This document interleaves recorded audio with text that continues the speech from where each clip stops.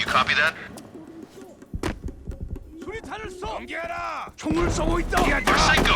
Respawn, damn it! What the hell is going on? Payback.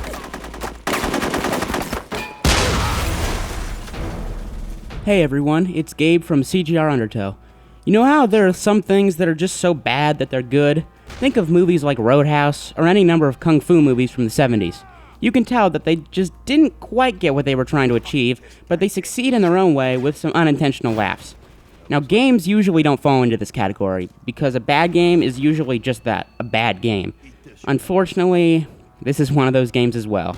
This is Rogue Warrior for the Xbox 360.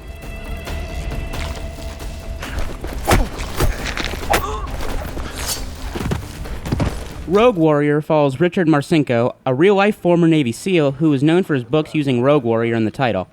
However, this game follows a fictional version of himself, voiced by Mickey Rourke, as he fights North Koreans in the 80s. Now, the story is a work of fiction made for the game, so I find it strange that they used a real person. It really comes off as if the guy is an egomaniac that thinks he's man's greatest gift. Believe me, Richard, the world doesn't need that weird ponytail thing of yours. The story actually starts with a promising opening helicopter scene, but it quickly turns downhill when you realize how bad the production value is. A mole inside the North Korean regime has intel on a munitions factory producing a new breed of missile. My orders are to make contact, then... The gameplay in Rogue Warrior feels like a very bad clone of the Rainbow Six Vegas games.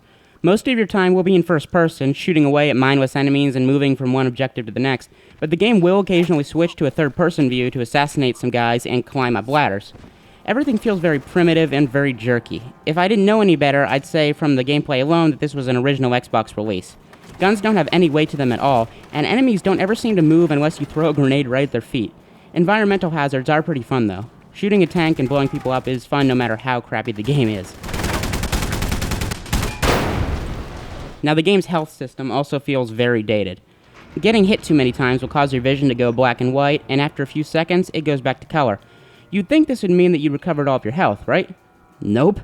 A few more hits and you're still going to be dead, back to start at whatever checkpoint you last got to. Don't trick me into thinking my health is recovered if I'm going to die. Tell me I'm going to die. Rogue Warrior is also one of the more primitive-looking games on the Xbox 360, with bad faces and horrible animations, in addition to terrible physics for dead enemies. Blood effects are pretty cool, though.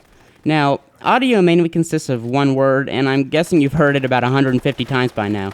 It isn't even clever in the way he uses it. The power of a swear word lies in the fact that it isn't used that much, so it packs a punch when it is. Using it in every sentence doesn't really work very well. And like I said, that's Mickey Rourke's voice saying all this stuff. I'm guessing he did this before he did The Wrestler. Rock and roll, motherfuckers, rock and roll. Rogue Warrior is one of the worst first-person shooters I've ever played. Almost every common flaw in the genre has been pinpointed and enlarged with this game. I'd be embarrassed to have my name on the front of this one if I was Richard Marcinko. Luckily, I'm not.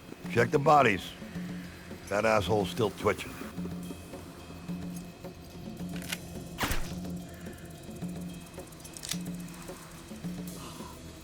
Ah,